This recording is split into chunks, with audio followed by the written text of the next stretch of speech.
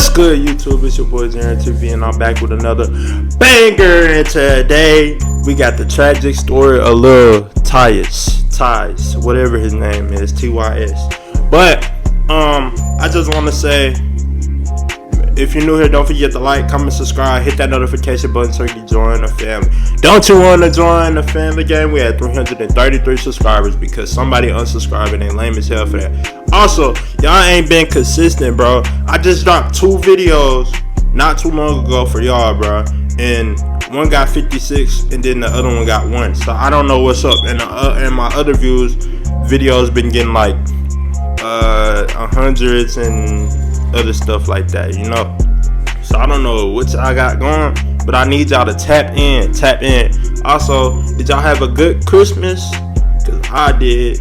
But we're gonna get into it. Let's get it. Let's go. On his way up in the rap game and made history in the industry, but he was tragically killed right before he blew up and took everything to the next level. It's a wild and brutal story, and today we're breaking it all down. Lil TYS was raised in Sacramento in a neighborhood called Northgate. It's one of the most active areas in the city, and TYS said in an interview that growing up there was wild because of everything he saw. TYS's mom and dad weren't really around when he was a kid, so he just made his own lane and had to learn how to move in the streets. He didn't want to air all of his street business during interviews, but TYS got active at an early age and spent a lot of time locked up. TYS said he was in and out of juvie all the time as a kid.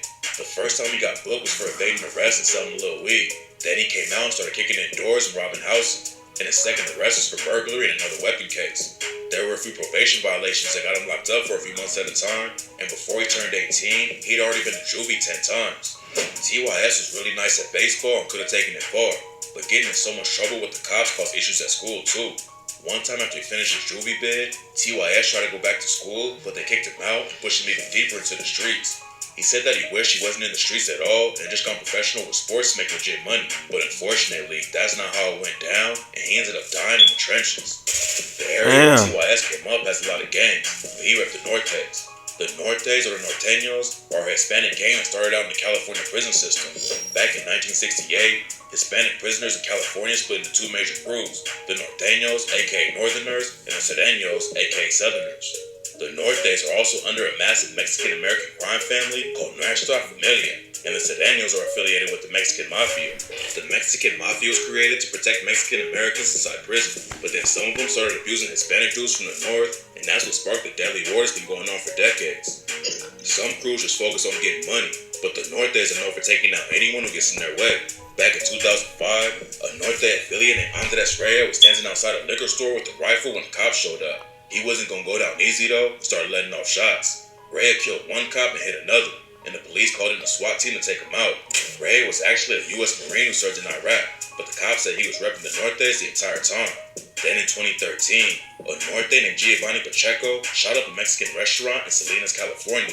7 people got hit during the shooting, and 3 of them ended up dying from their wounds. Lil TYS was repping the Nortes, but he also had his own crew he started with some homies back in the day called Take Your Shit. And that's where his rap name came from. TYS went up to Port Shirley, but he always knew he wanted to make it in the music industry. He started making his own songs as a kid, but after he got active in the streets, he was focused on making money. After he turned 18 though, TYS realized he needed to switch up how he moved. Every time he got booked in juvie, it was only for a couple months, but he knew that when he turned 18, the charges would start getting a lot more serious. He hopped in the booth and started taking rap more seriously, but he still needed a way to make money while he was working on music. TYS dropped his first video around 2018, and it racked up over 20K views in no time. He ended up deleting it. I might have to tap into bro music, see what he talking about. Even though he passed, but like, I might have to check it out. With some gang politics he never really talks about though. He didn't come back to the rap game until October 2020. That's crazy though, cause he was in and out of juvie 10 times, bro. 10 times.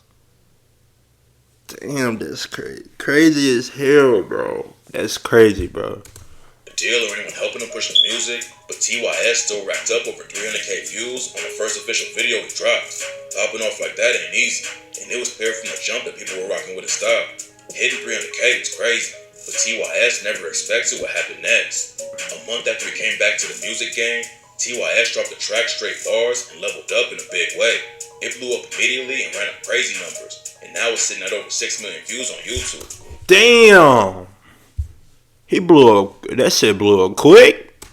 TYS didn't talk about what went down in the streets in interviews, but he wasn't afraid to air it out in his music. Like on the track Afterlife, when he raps, "You miss your partner, you can see him in that afterlife. The sucker died, we tryna creep up in the candlelight.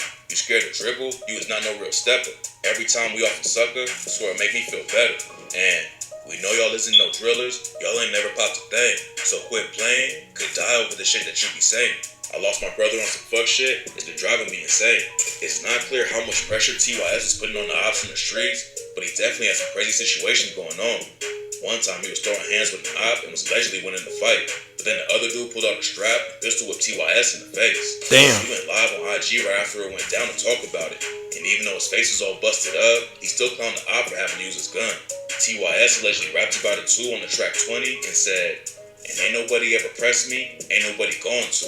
Getting into it with suckers, but you know they ain't gonna shoot. Walk away, you going out, so tell me what you gonna do. They might have caught me lacking once, but that's the shit you go through."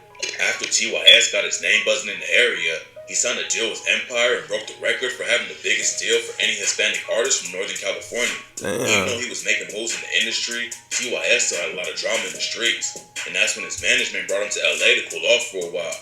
They put TYS up in a mansion, and he lived there for a couple months and kept working on his music. TYS was doing everything right, trying to really take his career to the next level. That's good, bro. He was changing, bro. They moved him to a mansion, bro. They moved me to a mansion, I'm not gonna lie. I would have stayed there. Niggas don't, ain't nobody gonna know where I'm at unless it's my people, you know. Fortunately, he still ended up going back to Sacramento. Why, bro? In May Why? 2022, Lil TYS was outside his apartment in Citrus Heights when shots started going off. Nobody knows exactly what happened, but rumors say a dude named Tony Diaz tried to rob TYS and up the strap first. Both of them got hit, but TYS tragically couldn't recover and was found dead at the scene. At first, the cops said that TYS and Diaz knew each other, but TYS's family says that's all cap. The district attorney decided to not press murder charges because Diaz claimed self-defense. He pleaded no contest to a gun charge and only got hit with a 180-day sentence in county jail. Then a year later, Diaz got caught with a bunch of guns and ammo after the cops raided his crib. And TYS's mom, Stephanie Lopez, said that Diaz is going to end up killing someone else because the cops never really tried to take him off the streets. What makes the situation even worse is that TYS's family didn't get any assistance from the DA. Victims of violent crime can get up to $70K to help pay for medical and mental. Bruh, like in the last video, bruh. Same reason with the Mo3 situation, bruh. Niggas die as soon as they start getting big because they don't want to move, bruh. I mean, I'm not saying it's easy to move from where you came from. You want to go back, obviously.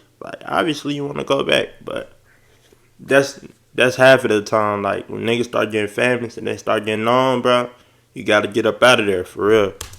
Services, funeral costs, and lost wages. But since Diaz was never charged with murder, they never got help with any of that and had to pay out of pocket for everything. It's still not clear why Tony Diaz murdered Lil TYS, but rumors say it had something to do with the last thing TYS posted on Instagram. He posted on a story and was offering $30 for someone to print something out and bring it to him. Then he asked if any women wanted to be in a music video with him and told him to hit him up if they were interested. Some people think that TYS got in touch with Diaz about getting the paper printed out, and that's how Diaz got his address and decided to rob him. But according to a detective with the Citrus Heights PD, Diaz and TYS didn't have any messages on their phone or through social media at all. So the cops said, all of this info led us to believe the knowledge Diaz had of Jacob was primarily through Jacob's rap career and following via the post Jacob made. Being a rapper is a dangerous job. You never know who's watching your page and thinking about hitting a lick on you. And the more famous you get, the bigger the target on your back is. Exactly, bro. That's why you gotta move. Momentum to make it far in the industry. But tragically, he lost his life before getting the chance to really make it. Yeah. I'm gonna show you how I got this. Alright guys, that's the end of the video. I hope you guys like it. Don't forget to like, comment, subscribe, hit that notification button so you can join the family. Don't you want to join the family gang? We at 333 subscribers. We're trying to keep it growing and keep it flowing. Let's get it. Let's go!